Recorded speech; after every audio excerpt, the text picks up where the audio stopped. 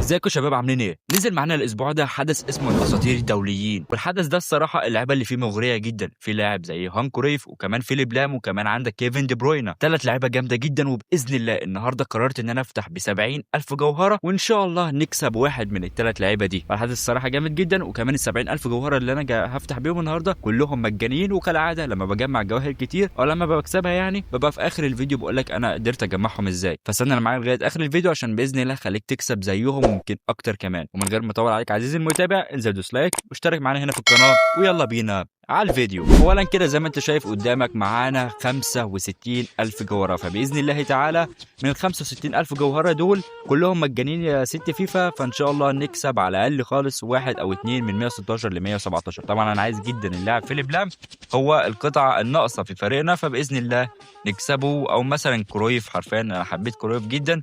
فمع اول فتحه الحمد لله وكاوت، بس شكله لاعب ضعيف. بولندي كام؟ لا شكله ضعيف، شكله ضعيف. اوفر 113 يعني حلو على فكره. 113 وال 114 وال 115 رغم ان هم مش هيدخلوا تشكيلتنا، ولكن اللعيبه دي هنقدر نستفاد بيهم في المقايضات. لغايه دلوقتي 3 فتحات، 0 لاعب قوي. الفتحه الرابعه هل فيها؟ ده مش وك اوت اصلا، مش وك اوت اصلا شكله كده. ده لا لا لا لا، ايه يا جماعه؟ 5 فتحات، 4 تقريبا مش وك اوت. طب الستة ايه ده يا جدعان؟ 6 فتحات مش وك اوت، في ايه؟ طب السبعة بقى وك اوت بقى. انا عايز وك اوت، مش عايز لاعب عدل، انا عايز وك اوت بس. حاسس كده ان في حاجة في الحدث. وك اوت طيب يا جدعان، في ايه يا جدعان؟ ده مفيش وك اوت، يوحد ربنا. وك اوت تاني اخيرا يا عم، انت لسه فاكر؟ اخيرا وك اوت كده عدل نرويجي. اللي ما تقولش 116. ده ال 116 116 رويس 116 رويس. بس انا كنت عايز ار بي. طب يا رب يكون بيلعب ار بي، يا رب يكون بيلعب ار بي. الحظ حلو، تعال نكمل تعال نكمل. طالما الحظ حلو كده ما توقفش. طالما الحظ اه يا شكلنا عايزين نوقف، لازم نوقف لازم نوقف. بس نكمل نكمل باذن الله تعالى. نكسب واحد كمان، نكسب واحد كمان. وانا مش عايز حاجه يا ست فيفا. حدث رمضان الصراحه انا مش عايز منه حد ما فيهوش ولا ار بي. انا عايز ار بي، انا عايز جدا ار بي، او حتى يوهان كريف. فالحدثين دول الصراحه ما فيهمش حد، فانا هكمل فتح على حدث الاساطير الدوليون. الفتحه رقم ما اعرفش كام، تقريبا 11 او 12 دي برضو ما فيهاش حد. طب اللي بعد كده ان شاء الله وك اوت. طيب حلو وك اوت حلو. اوروجواي ده بنتنكور. بنتنكور لاعب توتنهام 114 كويس بالمناسبه. هنقدر نبدله ب5 نقاط ونقدر نجمع 300 نقطه ونجيب لاعب 116 تاني. انا عايز فيليب لام، فيليب لام. ولو اكرمتني قوي انا عايز كرويف. لو اكرمتني قوي يا ستي ايه انا عايز كرويف. كل الفتحات دي ولا زال متبقي معانا 23,000 جوهره. وتقريبا انا فاتح يا جماعه تقريبا دلوقتي انا داخل في ال 20 فتحه اهو، طلع لنا 4 وك اوت بس. الرابع ان شاء الله زي بقى حلو. اللي بيه تاني لا ده الار بي بقى. ده لاعب ضعيف، ده لاعب 113. فتحه كمان يا ستي ايه ما فيهاش حد برضو، ما فيهاش حد برضو الصراحه. الحظ يعني ما اقدرش اقول الحظ سيء، انا طلع لاعب 116 ولكن من 70,000 جوهره يعني رقم كبير شويه. وكمان انا اصلا كان معايا تذكرتين، يعني يعتبر انا فاتح بحوالي 76,000 جوهره. 76,000 جوهره وطلع لي لاعب 116 واحد فقط لغايه دلوقتي. ومتبقي معانا فتحه واحده، فتحة واحدة يا ست فيفا. أنا عايز لاعب 117 ما فيهاش حد. يعني تمام الحظ كده يعني متواضع جدا. طلعنا لاعب 116 من حوالي 70 أو 75 ألف جوهرة. والمشكلة إن اللاعب ده ملهوش مكان في تشكيلتنا، فهنضطر نغير تشكيلتنا. بس يا رب يكون بيلعب ار بي. ده طب أنهي واحدة دي؟ هو تقريبا بيلعب ال بي بس صح؟ بيلعب ال بي بس، يعني ملهوش مركز تاني، وده شيء سيء جدا. فهنضطر ان احنا نغير التشكيله وغصب لازم نكسب فيليب لام عشان نحطه ال بي ونحط فيليب لام في الار بي، او مثلا نشتري واحد. فهنشوف دلوقتي هنعمل ايه. ورجعنا لكم مره تانية بعد ما جمعنا 15,000 جوهره زياده، يعني يعتبر احنا دلوقتي داخلين في 30,000 جوهره. طبعا غيرت التشكيله للتشكيله دي وكمان طورته وحطيت ماسكرانو في الار بي. باذن الله نكسب فيليب لام بقى في ال 15,000 جوهره دول ونحطه على الناحيه اليمين، ونكون نوصل تشكيلتنا لاوفر 121 باذن الله تعالى. طبعا الحدث ده ما فيهوش ار بي، والحدث ده برضه ما فيهوش ار بي. ما اعرفش اوريال الصراحه بيلعب ار بي ولا لا، ولكن احنا هنكمل مع الاساطير الدوليين سعيا في الحصول على اللاعب فيليب لحمه. هل يا فيليب هتطلع لنا الفتحه الاولى ما فيهاش حاجه؟ الفتحه الثانيه معانا 5 فتحات يا شباب، باذن الله نكسب منها حد.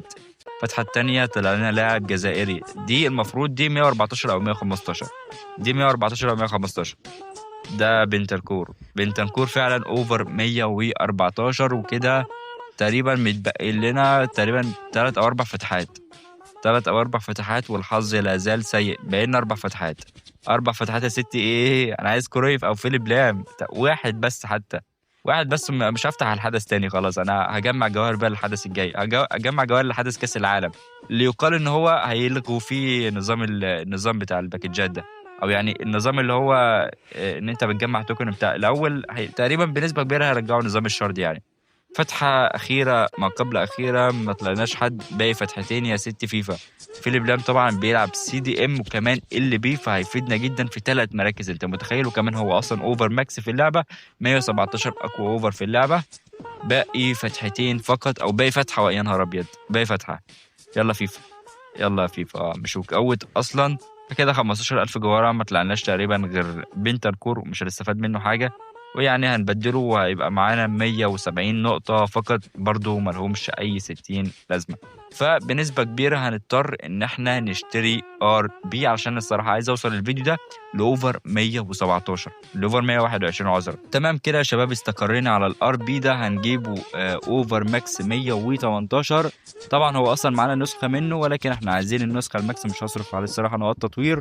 وباذن الله تعالى اول ما نحطه في التشكيله نوصل مباشره لاوفر 121، اللي بقى لي فتره الصراحه عالق في ال 120، وانا الصراحه عايز اعديه. فباذن الله اول ما نحطه في التشكيله نوصل لاوفر 121 باذن الله، باذن الله، باذن الله. وراح فين اهو؟ ادخل. ما وصلناش لاوفر 121 تقريبا. المشكله في توني كروس، تقريبا المشكله في توني كروس. انا عايز الاقي تشكيله ما احطش فيها توني كروس، مثلا احط فيها لاعب ار ام او كده. فحرفيا يا جماعه ما فيش غير التشكيله دي. تعال كده بس هنا، ما هي برضو، ما انا كده كده هحط توني كروس. طب هل لو حطينا لعيبه على الدكه ممكن يفرق معانا؟ هل لو حطينا ممكن مثلا نحط العويران وكريف على الدكه؟ برضو تقريبا مش هنعلى، برضو تقريبا مش هنعلى فعلا، مش هنعلى. وهنثبت عند اوفر 120 باذن الله تعالى لغايه الفيديو الجاي، اللي ان شاء الله هنجيب فيه نص ملعب سي ام مكان العم توني كروس، او حتى ممكن ان شاء الله يعني نكسب الولا فيليب لام مكان الولا الظهير اليمين. وبكده يكون انتهى معنا الفيديو، ولكن الفيديو نفسه انتهى، ولكن طريقه شرح الجواهر لسه ما انتهتش. قبل ما ابدا واقول لكم ازاي جبت الجواهر، معانا 6000 جوهره زياده. تعال نفتح بيهم كده اخر فتحتين، وباذن الله تعالى قبل ما يخلص الفيديو نكسب فيليب لحمه. اول فتحه ما فيهاش حد، تاني فتحه باذن الله تعالى ممكن حد، ما فيهاش حد برضو. تمام كده الحظ معانا ما كانش افضل شيء. طيب الجواهر اللي انت جبتها يا عمرو، انا مجمع تقريبا حوالي 80,000 جوهره. انت جبتها ازاي؟ اولا كده الموضوع بسيط جدا. انا الدوري بتاعي اداني 10,000 جوهره، اللي هي ال 10,000 جوهره الاسبوعيه عادي جدا، وقدرت اخدها من هنا زي ما انتم شايفين كده قدامكم. بعدها بقى لعبت في الديفيجن في نمط البطل اف سي، ووصلت لاول 10 نجوم وخدت 10,000 جوهره. وكمان دخلت هنا ودخلت على مكافاه الصعود ودوست استرداد الكل، وحرفيا جاب لي جواهر كتيره جدا. جاب لي 9,000 جوهره بالظبط، 9,000 جوهره من كل نمط، يعني جاب لي 26 تقريبا او 27,000 جوهره. ده غير ال 10,000 جوهره بتاعت الدوري، فكده 37,000. ده غير ال 10,000 جوهره بتاعت الصعود لبطل اف سي، فكده كام كده؟ حوالي 50,000 جوهرة. طبعا برضو خلينا ما ننساش ان نزل في نمط التحدي. نمط تحدي بيديك بالظبط 5,000 جوهرة اول ما تخلصوا هنا. تقريبا دول 8 ماتشات او تقريبا 10 ماتشات. اول ما تلعبهم هتقدر كمان تاخد 5,000 جوهرة زيادة، فتقدر يا معلم عادي جدا توصل ل 60 او ل 70,000 جوهرة في يوم واحد فقط. يعني انت بس تلعب المهام وتلعب الحاجات بتاعت الديفيجن وتدخل وتدوس استرداد الكل، وتسترد اكتر من 70,000 جوهرة فقط من داخل اللعبة. طب هل ده الشيء الوحيد المجاني؟ لا، انا معايا حاجه مجانيه تاني ليك، وهي حساب اوفر 115. الحساب اللي انت شايفه قدامك ده انا قلت هوزعه لواحد من المتابعين اللي هينزلوا ان شاء الله يتابعوا او يعملوا تعليق تحت في الكومنتات. يعني ايه؟ يعني انا هختار واحد باذن الله اول ما الفيديو ده يخلص على ممكن الساعه مثلا 10 بالليل كده، اللي هختار واحد من الكومنتات، وان شاء الله هديله الحساب ده، حساب اوفر 115. وزي ما انت شايف كده في واحد زي ريبري، ولو كمان طورت اللعبه اللي فيه واشتغلت فيه شويه عادي جدا هتوصله الاوفر 120، اللي هو نفس الاوفر بتاعي اللي انا بقالي 3 سنين بلعب اللعبه. فانت ممكن تعادلني بحساب مجاني اصلا. فلو انت عايز الحساب ده انزل اكتب كومنت تحت في التعليقات، وباذن الله هختارك الساعه 10 بالليل وهديك الحساب مجانا ليك. وبس كده من غير ما اطول عليكم، اتمنى منك لايك اشتراكك. سلام.